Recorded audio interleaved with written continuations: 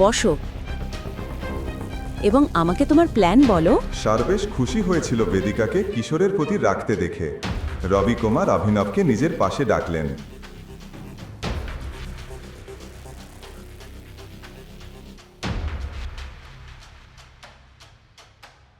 আনন্না, আমি এই আর্থিক সংকট সমাধান করব, কিন্তু তার আগে শেয়ার হোল্ডারদের বিবরণ এবং ব্যালেন্স শিট দেখতে চাই।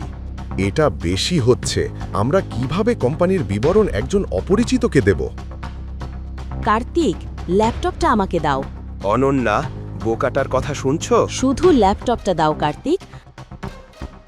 আর চিরাগ, তুমি কেন তোমার ভাষা নিয়ন্ত্রণ করো না? অভিনব আমার স্বামী, এটা ভুলে যেও না।